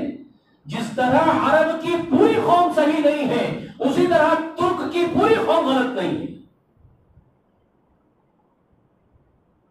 ٹھیک ہے؟ کیا عربوں میں بے دین لوگ نہیں ہے، بد دین لوگ نہیں ہے؟ اس وقت نہیں ہے نا؟ تو پھر کیا چمبے کی بات ہے کہ ترک کے اندر اچھے لوگ موجود ہوں؟ آپ کو سمجھ میں نہیں آتا یہ بات ہے؟ لیکن آپ کے پاس وہ انسانی دماغ ہو تو نا، گدھوں کا دماغ ہے تو کون کیا کریں گے؟ امام بخاری خود ترک کے علاقے کے پیدائشی فرد ہیں. بخارا، تاجخند بخارا ترک کا مڈل ایسٹ کی ہے، ترک کا حصہ ہے پورا کا پورا. ترک سے بڑے بڑے علماء کرام اٹھے ہیں، اکابرین اٹھے، بڑے بڑے کمال کے اکابرین اٹھے ہیں، دین کی خدمت کرنے والے محدثین اٹھے ہیں ترک سے. یہ محمد بن اسماعیل ترکی ہیں، تاشقند بخارا کے ہیں،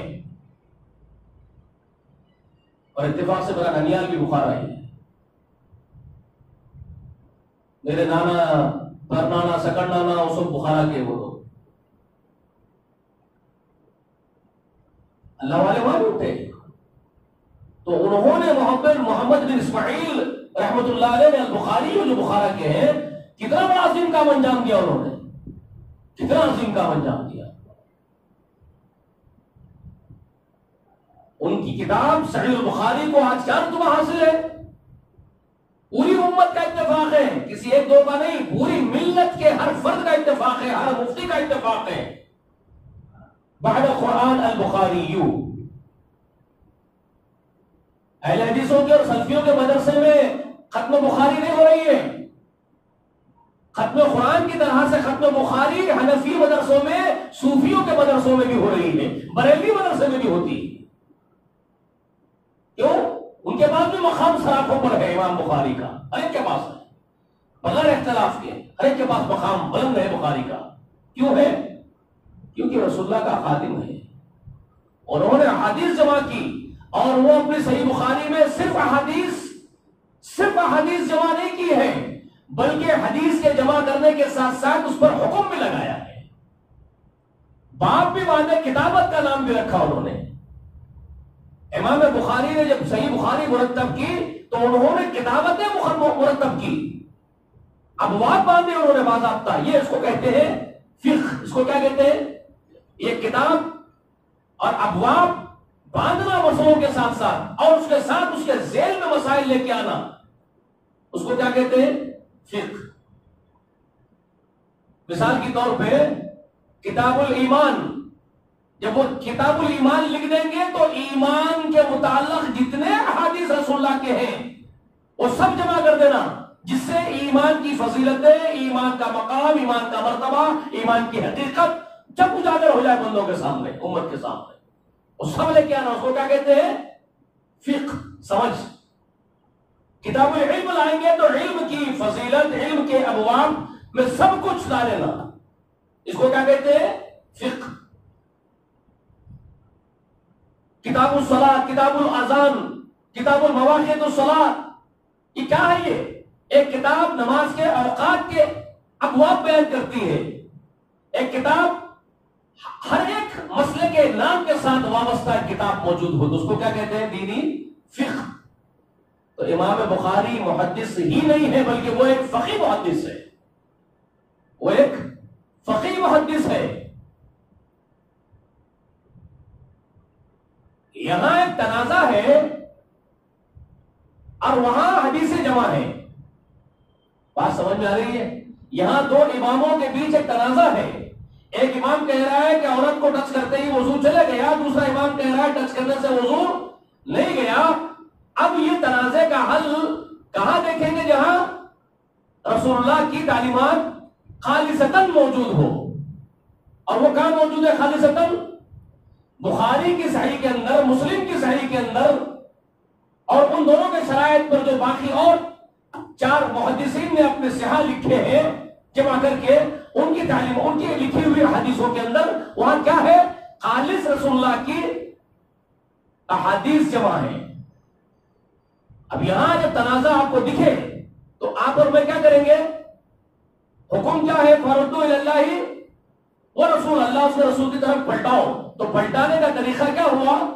اب ہم ڈھونڈیں گے ان کتابوں میں جو احادیث کے نام پر لکھی گئی اور احادیث جمع کی گئی جن کتابوں میں، ہم جا کر کے وہاں یہ دیکھیں گے کہ یہ تنازع کے لیے حدیث سے کیا مسئلہ نکل کے آتا ہے.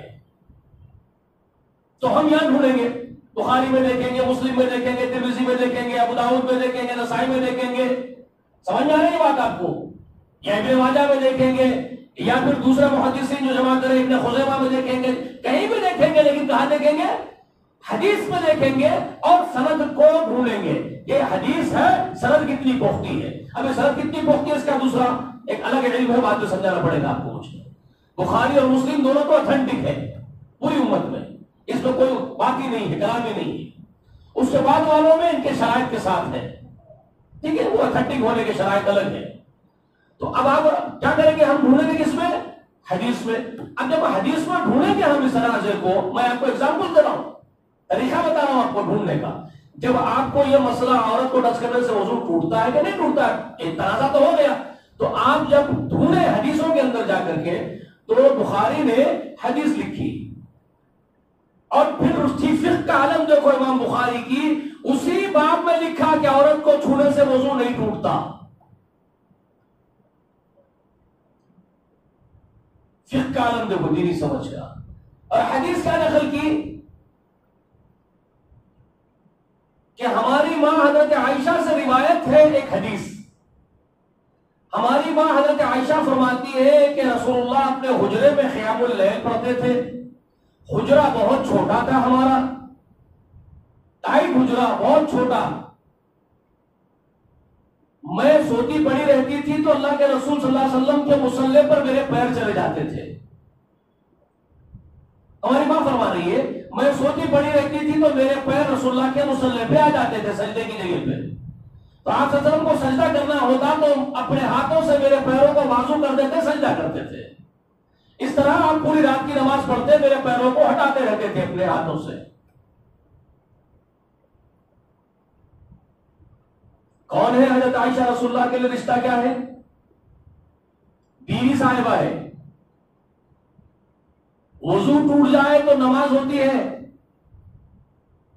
سب کے پاس اتفاقی مسئلہ ہے، کسی کو اختلاف نہیں ہے.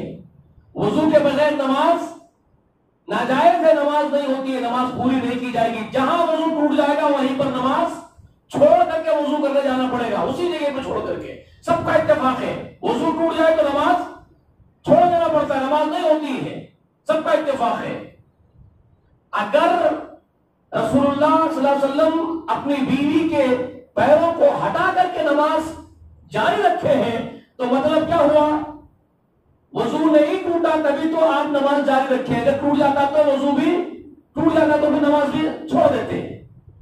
ماں فرما رہی ہے کہ میرے پیروں کو ہٹاتے اور نماز کو جاری رکھتے، جس سے معلوم کیا ہوا؟ وضو نہیں ٹوٹا عورت کو چھونے سے.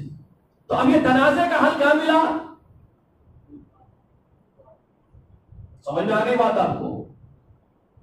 ہم کسی عالم، فقیر عالم کو تو دوست نہیں دے رہے ہم کہ ان کی کسی بات کو نہیں مانو. وہ ایک بات میں غلطی کر سکتے ہیں، ضروری نہیں کہ ہر بات میں غلطی کریں گے. نبی علیہ الصلوۃ والسلام معصوم الخطا ہے، جن سے کوئی خطا سرزد نہ ہو. ایسی شخصیت انبیاء اور رسول ہوا کرتے ہیں جن سے خطائیں کیوں نہیں ہوتی ہے؟ خطائیں ہو بھی اگر بشر ہونے کے اعتبار سے تو کریکشن کہاں سے ہوتا ہے؟ بذریعہ وحی. اللہ اطلاع کر دیتا ہے، متنبع کر دیتا ہے. مگر انبیاء کے بعد کسی سے فرشتہ آگے نہیں ملتا، آسمانی ہدایت نہیں آتی ہے، تو اس سے خطا ہونے کے پورے امکانات ہوتے ہیں رسولوں کے علاوہ. اور محمد رسول اللہ کے بعد کوئی نبی نہیں ہے، تو خطا ہونا فطری بات ہے، نیچرلی بات ہے انسان کے لیے.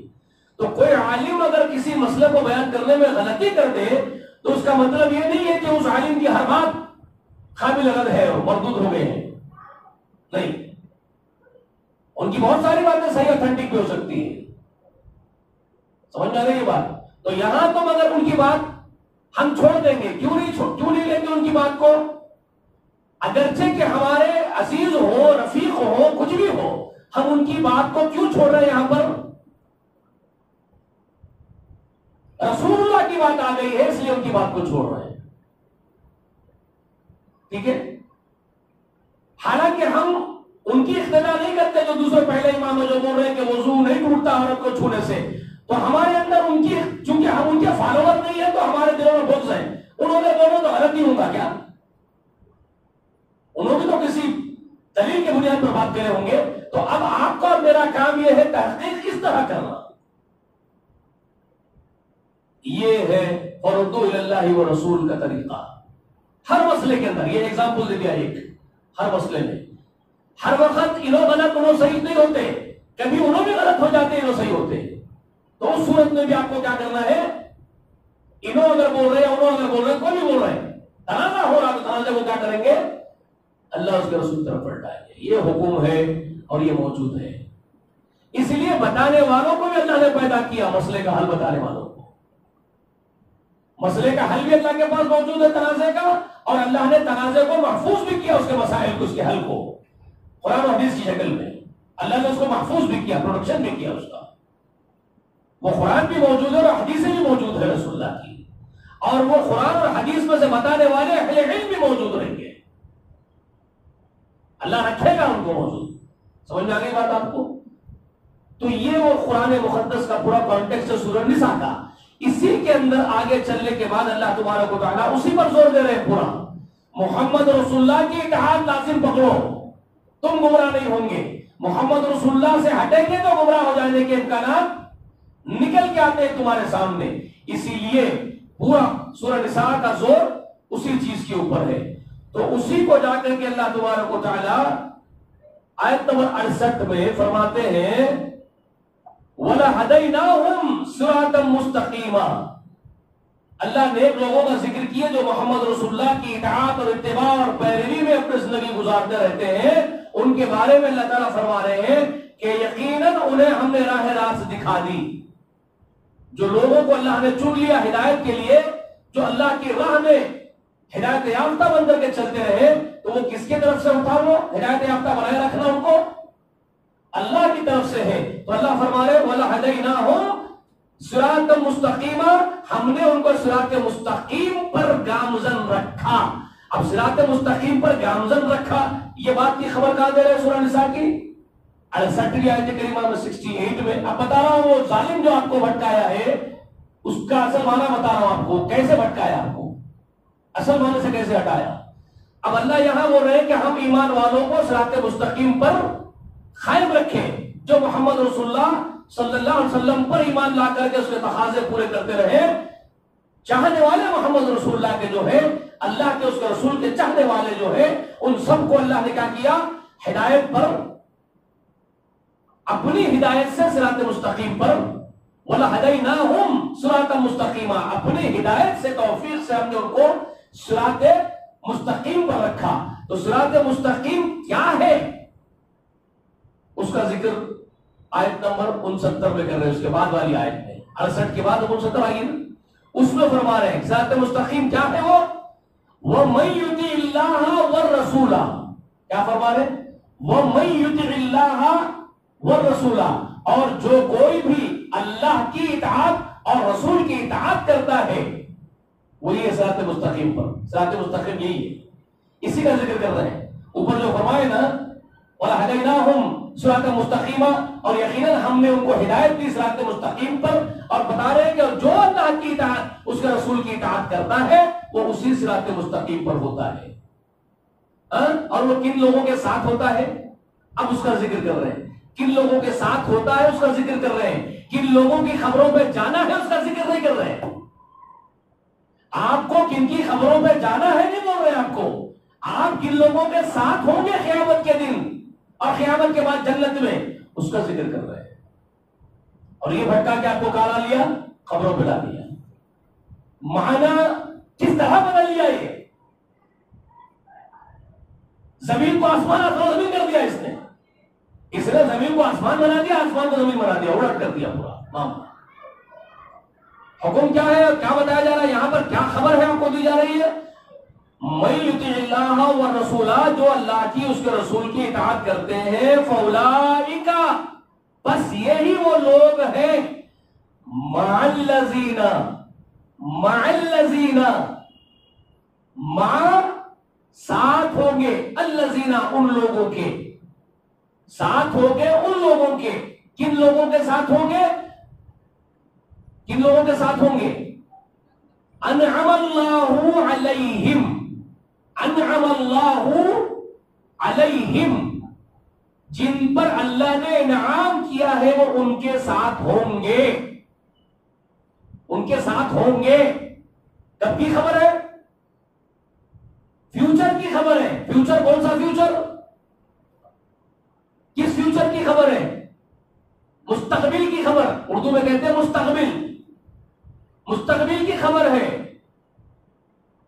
آپ کو انفارمیشن فیوچر کی ہے تو کس فیوچر کی؟ کون سا مستقبل؟ مر جانے کے بعد، برزخ کے بعد، مر جانے کے بعد، برزخ سے اٹھنے کے بعد، حشر کے میدان میں اور اس کے بعد جنت میں جو آپ کھڑے رہیں گے اس کی خبر ہے. اور یہ کیا کر رہا ہے؟ یہ لا کر کے خبروں میں ڈال رہا ہے آپ کو اس کے ذریعے سے، جو اس کا معنی ہی نہیں ہے، جو اس کا حکم ہی نہیں ہے. بات سمجھ میں آ رہی ہے آپ کو؟ کیسے گمراہ کر رہا ہے؟ خود گمراہ کر رہا ہے لوگوں کو. خبر فیوچر کی، مستقبل کی، اور حشر کے دن اور جنت کی. اور فرما رہے اللہ تعالیٰ ان لوگوں کے ساتھ ہوں گے، فاولئک مع الذین، یہ ان لوگوں کے ساتھ ہوں گے جن پر اللہ نے انعام کیا ہے. وہ کون لوگ ہیں جن پر اللہ نے انعام کیا ہے؟ اب ان انعام یافتہ لوگوں کا ذکر کر رہے ہیں.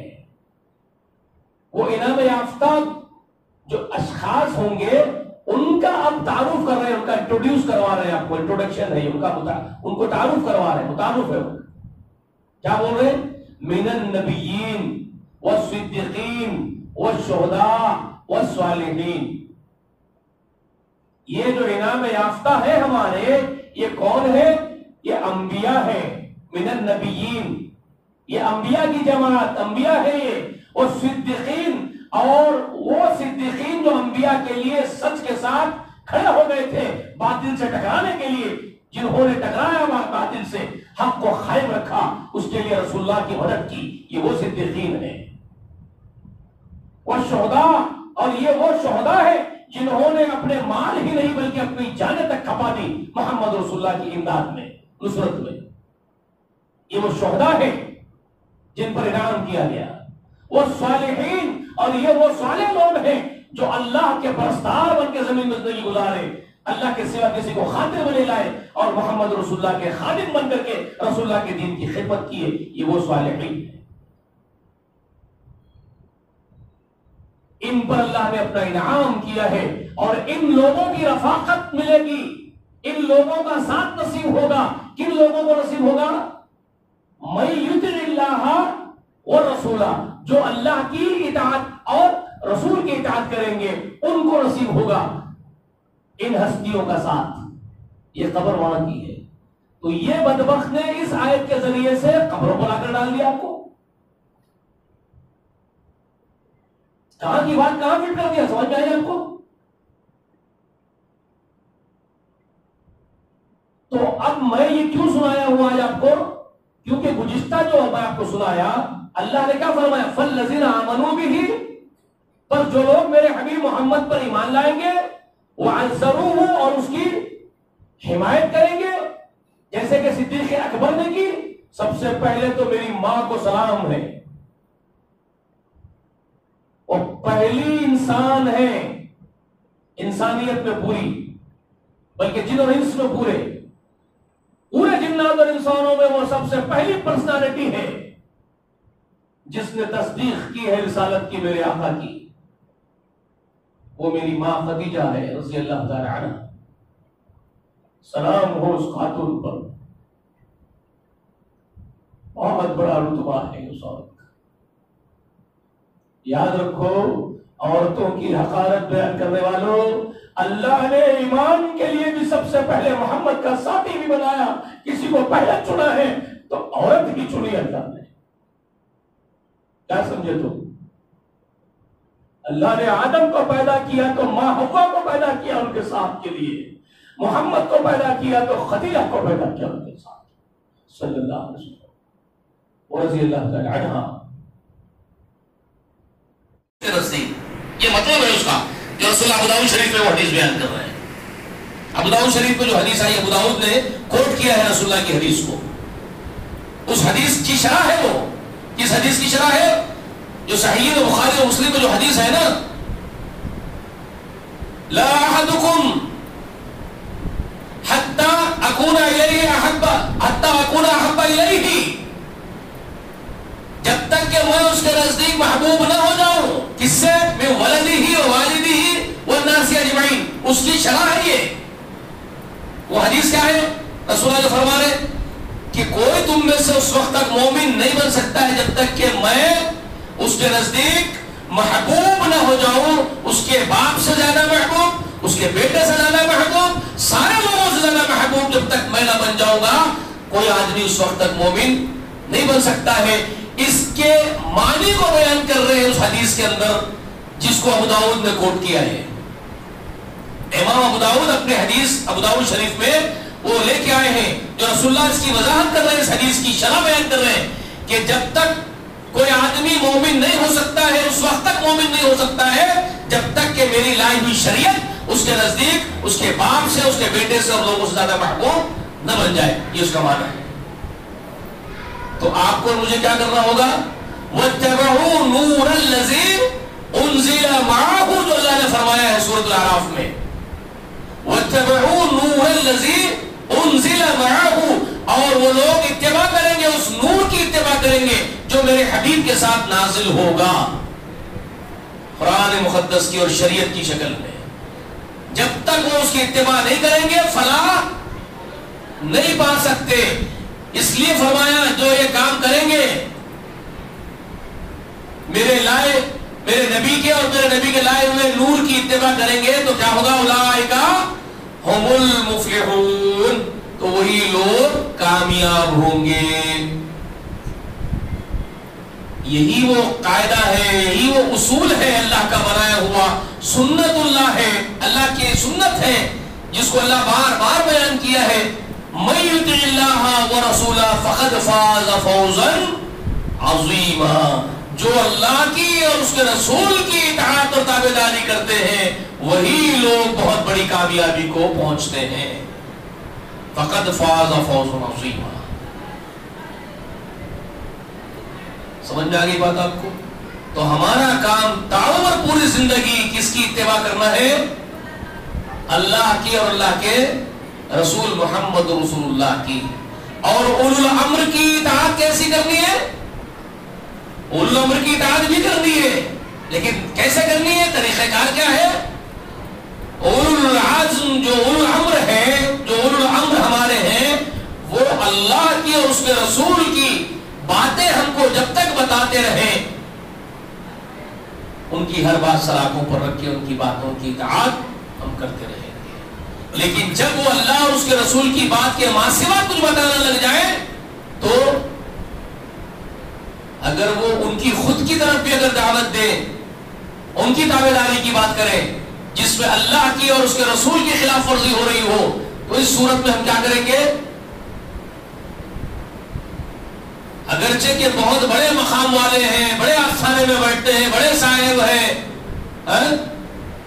بہت بڑی خانقاہ ہے ان کی، سب کچھ ہے، لیکن اگر ان کی باتیں اللہ کی باتوں کے خلاف ہو، رسول اللہ کی باتوں کے خلاف ہو، تو کیا وہ صاحب کی اتباع اور اطاعت کی جائے گی؟